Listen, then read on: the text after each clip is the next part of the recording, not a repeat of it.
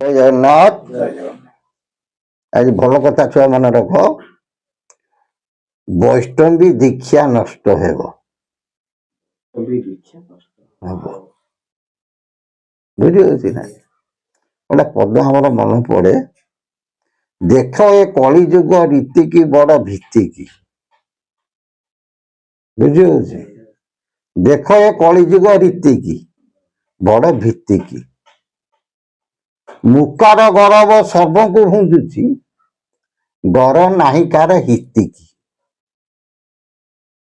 ସମସ୍ତେ କହୁଛ କଣ? ମୋଠୁ ବଡା କେହି ନାହାନ୍ତି, କିନ୍ତୁ ଡର ନାହିଁ କାର ଭିତ୍ତି କି। ଭିତ୍ତି ଶବ୍ଦ ହଉଛି ପ୍ରଭୁ। କାହାର ପ୍ରଭୁଙ୍କୁ ଭୟ ନାହିଁ। ଦେଖ ଏ କଳିଯୁଗ ରୀତି କି। ବର୍ତ୍ତମାନ ସଂସାରଟା ହେଇଛି ସେଇଆ। ବୁଝିହଉଛି? ସମସ୍ତେ ବର୍ତ୍ତମାନ ଗର୍ବରେ କଣ ହେଇଛନ୍ତି? ପ୍ରଫୁଲ୍ଲିତ ହେଇଯାଇଛନ୍ତି। ମୁଁ କାହାର ଗର୍ବ କଣ କରୁଛି? ସମସ୍ତିଙ୍କି ଖାଇଦେଇଛି। ଅତି ଦର୍ପେ ହତା ଲଙ୍କା ଅତି ମାନ ଚକୋରବା, ଅତି ଦାନ ବଳିବଦ୍ଧ ଅତି ସର୍ବତ୍ର ରହିତ। ଜଣେ ଧନ ଉପାର୍ଜନ କରୁଛି, କିଛି ଧନ ରଖିଲା, ତଥାପି ତାର କଣ ହଉଛି? ଲୋଭ ଛାଡୁନି, ଆହୁରି ଆସକ୍ତ। ମୁଁ ଆହୁରି ଧନକୁ କେମିତି ବଢେ। ଭିକାରୀ ଦାନ ଦଉନଥିବ, ସେ ଧନର ମହତ୍ଵ ଅଛି? ମହତ୍ଵ ଅଛି? ମହତ୍ଵ ନାହିଁ। ବର୍ତ୍ତମାନ ସମୟରେ ତମେ ଦେଖ, ଅନେକ ବ୍ୟକ୍ତି ବିଶେଷ ନିଜ ନିଜେ କଣ କରୁଛନ୍ତି? ମହାପ୍ରଭୁର ଆଖ୍ୟା ଦଉଛନ୍ତି। ବୁଝିପାରୁଛ ନା? କିନ୍ତୁ ବାସ୍ତବରେ ମନେ ରଖ, ଯିଏ କୁହେ ମୁଁ ସ୍ୱୟଂ ପ୍ରଭୁ, ତାର ପ୍ରଭୁକୁ କିନ୍ତୁ ବାସ୍ତବରେ ଭୟ ନଥିବ। ବୁଝିଯାଉଛି ନା? ପ୍ରଭୁ ବୋଲି ଗୋଟେ ଜିନିଷ ଏମିତି, ଯିଏ ତାକୁ ଦେଖିଥିବ ତାର ପ୍ରାଣର ଭୟ। ଯିଏ ନ ଦେଖିଥିବ ସେ କୋଉଠି ଭୟ କରିବ? ଭୟ କରିବ? ସେଥିପାଇଁ ଆମେ କହୁ ତମମାନଙ୍କୁ, କଳିର ଅନ୍ତିମ ସମୟରେ ଭାରି ହୁସିଆର ହେଇକି ରହିବା କଥା। କାରଣ ଶୁଣାଶୁଣି ଗୁରୁ ବାହାରିବେ, କୁହାକୁହି ଗୁରୁ ବାହାରିବେ, ପଢାପଢି ଗୁରୁ ବାହାରିବେ, କିନ୍ତୁ ଅନୁଭବ ଗୁରୁ ହଉଛନ୍ତି ଖୁବ କମ। ଅନୁଭବକାରୀ ଗୁରୁ ହଉଛନ୍ତି କମ। ବୁଝିପାରୁଛି? ଯିଏ ପ୍ରକୃତରେ ପ୍ରଭୁଙ୍କର ସତ୍ତାକୁ ଅନୁଭବ କରିଥାଏ, ସେ ଜାଣିଥାଏ ପ୍ରଭୁ କଣ। ଆଉ ସିଏ କହିବ ନାହିଁ କସ୍ମିନ୍ କାଳେ ମୁଁ ହଉଛି ପ୍ରଭୁ। ଗୋଟେ ପଣ୍ଡ୍ରକ ବିଷ୍ଣୁ ଥିଲା, ଜାଣିଛ ନା ଜାଣିନ? ବିଷ୍ଣୁ ଥିଲେ, ସ୍ୱୟଂ ନାରାୟଣ ଥିଲେ। ସିଏ କହିଲା ମୁଁ ହଉଛି ଗୋଟେ ନାରାୟଣ। ଲାଷ୍ଟ ପଚିଶ କଣ ହେଲା? ବିନାଶ। ବୁଢେ ତରେ ନେଲେ ଦୁଢେ ତରେ, ମଝି ମଝିଆ ବୁଢୀ ମରେ। ଯିଏ ମୂର୍ଖ, ସିଏ ଯଦି କିଛି ନ ଜାଣି ଯଦି କହିଲା ପ୍ରଭୁ, ପ୍ରଭୁଙ୍କ ହାତରେ ମଲା, ସିଏ ତରିଗଲା ନା ନାଇଁ? ଯିଏ ପ୍ରଭୁ, ସିଏ ତ ବୁଡିକି ରହିଲା ଚିତ୍ତଳ, ଇଏ କଣ ବାଳିଆ ମାଛ ବା ଶେଉଳ ମାଛ ହେଇକି ସିଏ ରହିଲା। ଯୋଉ ମଝି ମଝିଆ ଯୋଉ କେରାଣ୍ଡି, ଏମାନେ କଣ ହେବେ? ଏ କୂଳରେ ହେବେ ନାହିଁ କି ସେ କୂଳରେ ହେବେ। ବୁଝିହଉଛି ନା? ପାପିରେ ଗଣା ହେବେ ନାହିଁ କି ତପିରେ ଗଣା ହେବେ ନାହିଁ। ଏମାନେ ଯିବେ କୋଉଠି? ନା ଯୋଗ ମାୟା କବଳରେ ବିନାଶ ହେବେ। ବର୍ତ୍ତମାନ ସମୟକୁ ତମେ ଯଦି ଅନୁଭବ କରିବ, ଜଣେ ମହାପୁରୁଷ ହବା ବହୁ କଷ୍ଟ। ବୁଝିହଉଛି? ଏବଂ ଜଣେ ସିଦ୍ଧ ସାଧକ ହବା ବହୁ କଷ୍ଟ।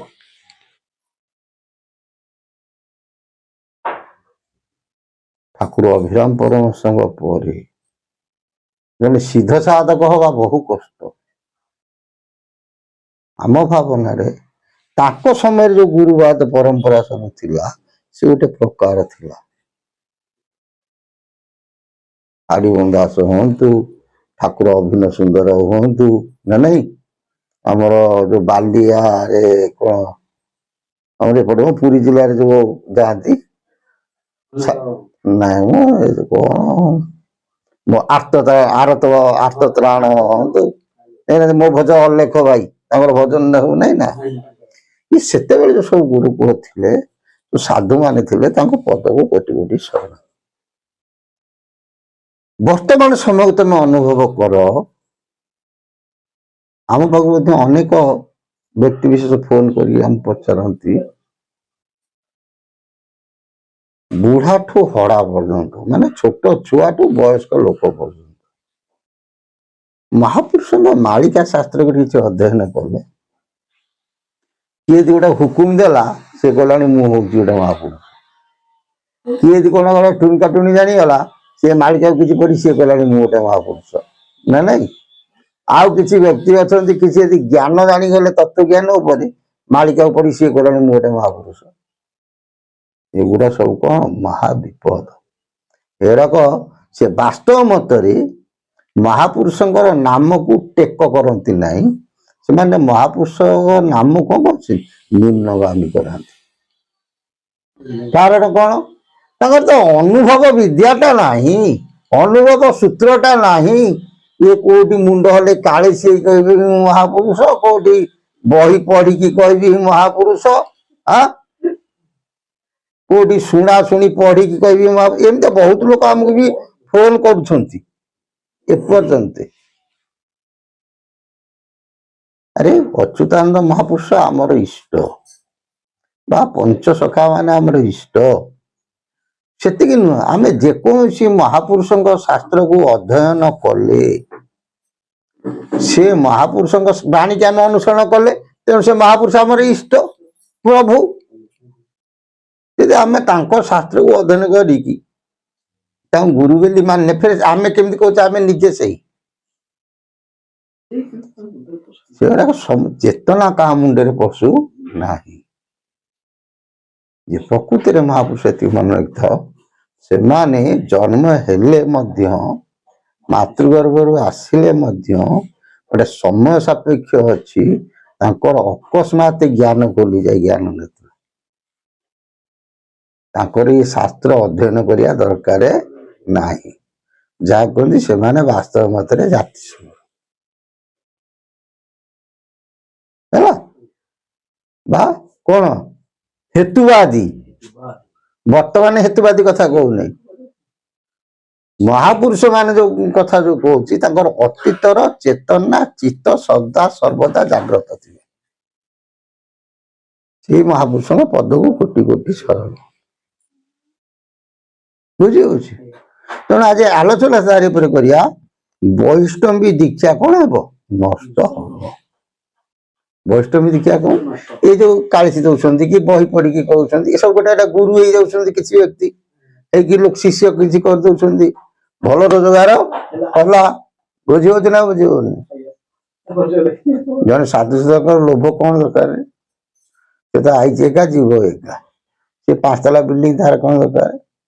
ମନ୍ଦିର ସବୁ କରୁଛନ୍ତି କିଏ, ଆମ ଇତିହାସ ପ୍ରମାଣ ଦିଏ, ବଡ ବଡ ମନ୍ଦିର ରଜା ମହାରାଜା ମାନେ କରିଛନ୍ତି, ସାଧୁ ସନ୍ଥ ମାନେ ବୃକ୍ଷ ମୂଳେ ଆଶ୍ରୟ ନେଇଛନ୍ତି। ଭାରତ ଭୂଖଣ୍ଡର ଏତିକି ମନେ ରଖିଥାଅ, ଯେତେ ମହାପୁରୁଷ ବା ସାଧୁ ସନ୍ଥ ମାନେ ଅତୀତରେ ଯାଇଛନ୍ତି, ସେମାନଙ୍କର ଆଶ୍ରୟସ୍ଥଳୀ ହଉଛି ବୃକ୍ଷ ମୂଳ, ଜଙ୍ଗଲ ନା ନାଇଁ, ପାହାଡ ପର୍ବତ ଗୁମ୍ଫା, ଏମିତି ତାଙ୍କ ଜୀବନ ଅତିବାହିତ ହେଇଛି। ଆଉ ବଡ ବଡ ଅଟ୍ଟାଳିକା ମାନ ସବୁ କହିଛନ୍ତି କିଏ, ସେ ରଜା ରାଜା ରାଜୁତି ମାନେ, ରଜା ମାନେ ସବୁ କଣ ଅଛନ୍ତି, ଲିଙ୍ଗରାଜ ମନ୍ଦିର ହଉ କି କୋଣାର୍କ ମନ୍ଦିର ହଉ, ଏସବୁ ମନ୍ଦିର ସବୁ କରିଛନ୍ତି କି ସେ ରଜା ମାନେ କରିଛନ୍ତି, ରଜା ମହାରାଜା ମାନେ। କୋଉ ସାଧୁ ସନ୍ଥ କୋଉଠି ମନ୍ଦିର କରିଛନ୍ତି ପ୍ରମାଣ ଅଛି? କିନ୍ତୁ ବର୍ତ୍ତମାନ ବଡ ବଡ ମନ୍ଦିର କରିଦବା, କିଛି ଚେତଲା କରି ବୁଝି ବୁଝିଆ କେଳାଙ୍କ ପରି କଣ କରିବା, ଦେଖେଇକି ଲୋକଙ୍କୁ ଭୁଆ ବୁଲେଇବା ନା ନାଇଁ। ଧୂଆଁ ରେ ମନ ମୂଷା ତୋର, ଧୂଆଁ ବିରାଡିକୁ डर जे नहीं रे भुआ बिराड़ी को डर जे नहीं काल से छंचाण झांपी नेउथिब तू बल हजिण जीवटी तही रे भुआ बिराड़ी को भरोसा नहीं रे मनमूषा तोर बिले की केबे हेले कौन होची भुआ बिराड़ी अंडीरा बिराड़ी बुझुची तोर टिके हेले भय नहीं केतेबेले तू गातुर बाहर तोते झांपी नब सेतेबेले बुद्धि सरी जेते कहू प्रभु कह तू जेते भगवान होचु हो किंतु बड़ देउळे सी बहिसी देखुची शुणुची सबु ऊपर वाला नीलांचले बसी अच्छी लगाई लीला सबु सी देखुची सबु सी करुची सबु से अनुभव करुची तार से डोला केबे हेले बड़ देउळे पको नहीं किए से स्वयं जगा चका चका आखि से अनेइची हो कि नहीं तू हुकुम है कि हुकुम दे गुरु हो कि पैसा ये बही पढ़ी की गुरु हो कि ज्ञान आहरण करी गुरु हो कि शेष बेलू जीवु प्राणीर भल मंद आनी मरण काले बुझे जो वैष्णवी दीक्षा जो तंत्र मंत्र टुणुका टुणी शिखिकी जो गुरु होती परिस्थिति कौन हम महापुरुष कहते कहले बारण बेल को सर्वे अच्युत घोषिबे मोर ग्रंथ पढ़ी सर्वे ज्ञानी ओलाइबे कि सुंदर कथा कहले राम जिते शेष समय आसव समस्त अच्युत घोषिबे माने अच्युत नाम घोषिया कथा कहना समस्त अच्युत को निजु निजे अच्युत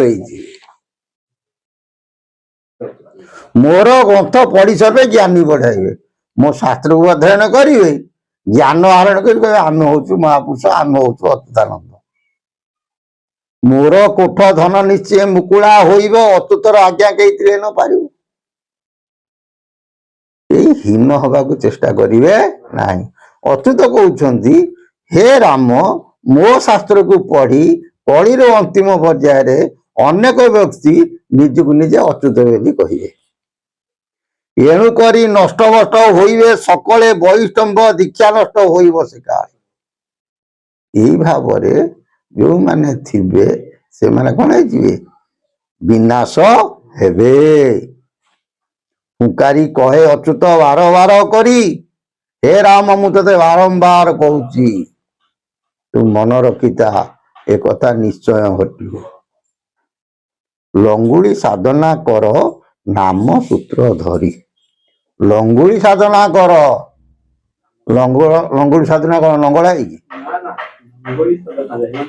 ये हूँ गोटे निष्काम भाव साधना माने जोग सूत्र ये तंत्र मंत्र जंत्र भितर ये गोटा हूँ कौन लंगुड़ी साधना हूँ जोग सूत्र साधना तुम के से सूत्रटा आम कथबार्ता हवा कैमेरा आगे कही हूँ ना बुझी हूँ ना लंगुड़ी साधना बोलते आम अलेख धर्म को लंगुड़ी साधना कहते सी हूँ गोटे जोग मार्ग सूत्र यही मार्ग रही तुम प्रभु को चिंता कर ताले भव संसार कौन तरी जीव अरे जो कालीसी नागी जो महापुरुष होच एमानकर विनाश खूब निकट है ए बाउनगर तो अनेक धरा पड़े आम आलोचना होता बाउनगर साधु सतकर पाली सब धरा पड़े प्रायत धरा पड़े आहरी अच्छा धरा पड़ी पड़ी केते दिन ना नहीं